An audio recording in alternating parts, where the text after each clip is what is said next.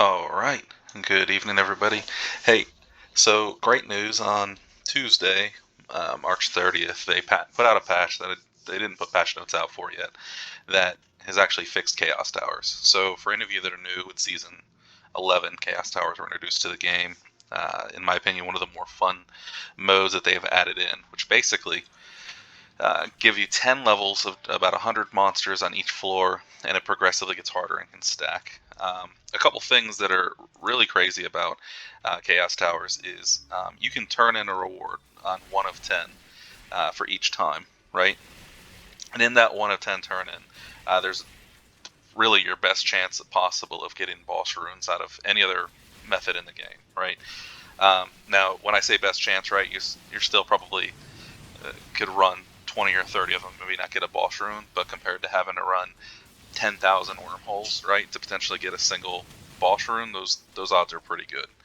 Um, Outside of that, the simple component of these is if you complete 10 succession without resetting or turning in the reward, basically, you fight a boss. Now, this boss actually drops the best belt in the game, hands down. Probably the best item for most builds, really, outside of a weapon, that gives an insane amount of elemental damage, both percent based and um, raw damage, right? And I believe it gives all stats and also gives speed, right? It's an insane belt. Um, so if you beat the boss, right, there's a chance that drops, along with a chance for a necklace to drop, and I believe there's a ring that could potentially drop from it as well.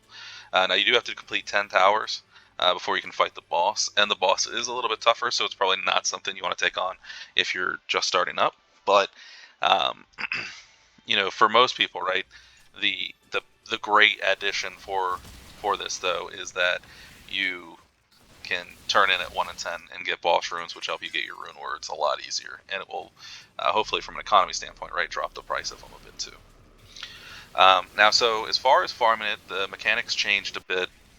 So first and foremost, the Inferno difficulty, which you are running to find the Chaos Tower, does not scale once you go inside of it, right? So you could potentially farm on the outside Inferno 5. It won't make a difference for once you get into there. So that was a bit of a change. It did scale previously. So just something a little bit different about it from last season to this season. Now, if you're maybe took a break from season 12 and are just kind of coming back, one thing to note is that up until yesterday's patch, or the patch on Tuesday the 30th, they weren't really spawning as intended, so the likelihood that you even saw Chaos Tower was slim to none. So that is something that's changed up a bit. Now, as far as finding them, that's really what the meat and potatoes of this video is about. Is pretty straightforward. So the way the mechanics are written down in the wiki is that if you clear a map, which it says the entire map, but last season it was, I think, at least 50 mobs on the map, it increases the chance that it spawns on the next floor. So as far as farming these, right, a tip would be, if you have friends, if you split up between the axe and random, you'll probably find them a lot faster. And outside of that, right, the higher movement speed you have on your character, the faster that you'll potentially clear the maps and find them as well. But you basically would just start in wherever you want in the maps and just keep clearing until you find one. I typically start on 4-1 and 4-2 just because you'll get the boss shrines in the first couple, and a lot of times you don't find it on the first map or two that you're clearing. And so now you got at least some rubies out of it, and a lot of times you'll get these battlefields, which are the season 12 mechanic, where you can see we're picking up these battle fragments, which are pretty good to sell if you don't want them, but they also drop the best potions in the game currently as well. So you enter a map, you'll kind of see as I clear through it. I usually stick to the edges as I'm walking through the map for the first time through, and then I'll sort of cut through the middle and see if I find it. And what you're looking for, and you'll see it once we do find one, is it's just a giant tower with legs.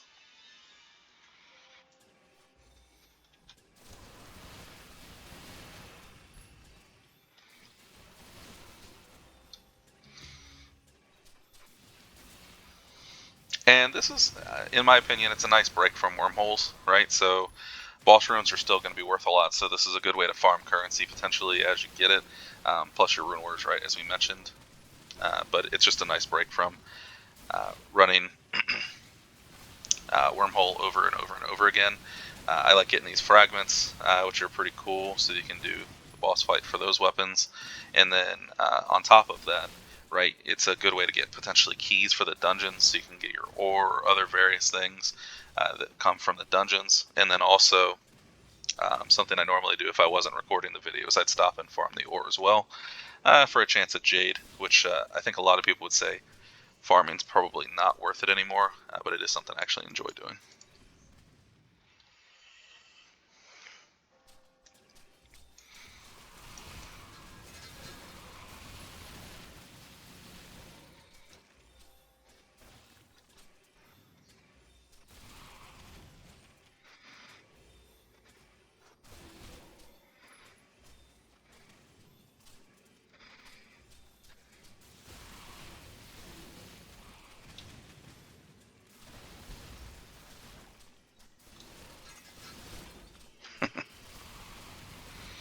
As far as builds that are probably good for this, right?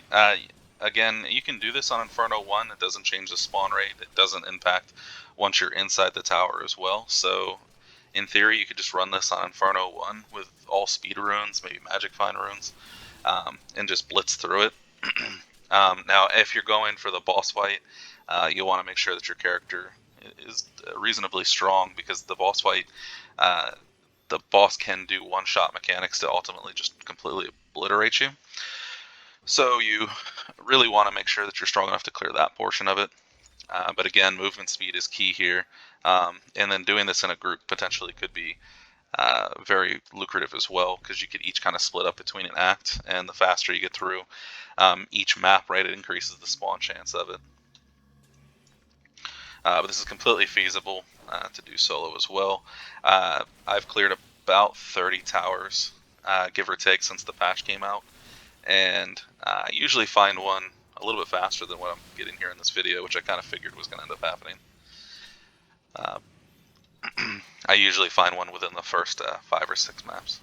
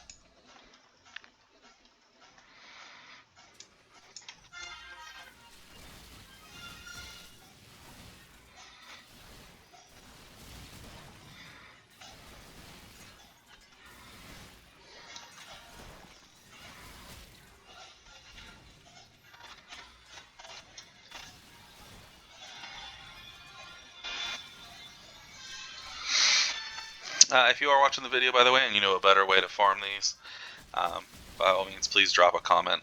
Let the people know. The point of these videos is to help people get more familiar with the game. I think this is a fantastic hidden gem of a game that truthfully doesn't have a ton of content out there for it, and I think knowledge shared across the community could improve everybody's experience, and really what my hope is for out of this.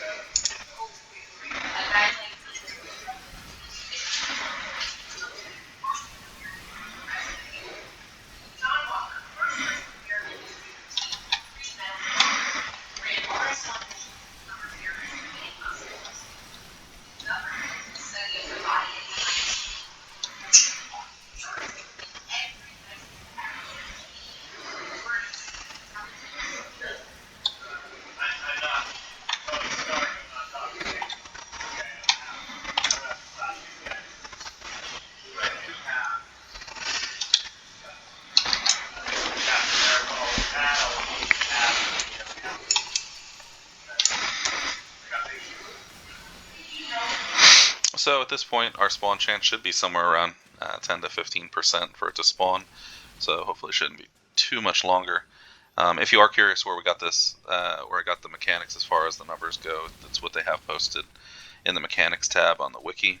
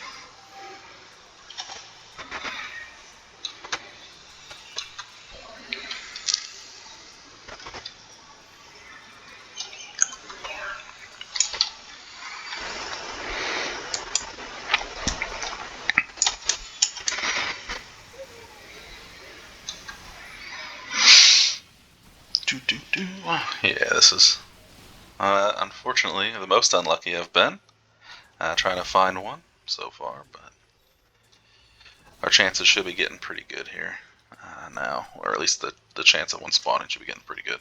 And there we have it. That's 16 minutes. But yeah, this is basically what it looks like. Giant tower, legs, it moves around the map. You go in. Now, so you'll notice over here, right, it says towers 1 of 10 cleared. This is part of the quest in which you can spawn the boss. Now, I'm mainly looking for boss runes at the moment, right? So I just claim at 1 out of 10. There might be some tricks and mechanics and things like that to increase your odds that I'm not super familiar with, but using this method just since Tuesday, I've gotten one boss rune, and I've probably done, like I said, about 30 towers. I got a Sal rune, I believe. Or no, I got a Val rune. But yeah, you can, and I think I have a couple Sal runes too, but I didn't get them this way. So that's it, folks. Bit of a longer video. I'll put in the description for people that haven't seen it. But yeah, you just go through here, then you clear 10 floors, and then vote reset. That's very important. Make sure you vote reset after you clear the tower, because no additional ones are going to spawn in the lobby. And then you can just start the process over again. A couple times that I would more or less recommend doing this is if you're on softcore, you just died, just start running the maps, and you can clear that. You can speed just farm this if you want. My personal preference is to get the ore and the fragments and things like that along the way, so it feels a little bit more lucrative, like I'm doing some end game stuff, because at some point you're going to need jade if you want to dice and things like that. But thank you, everybody. Hope you have a fantastic day and stay safe out there.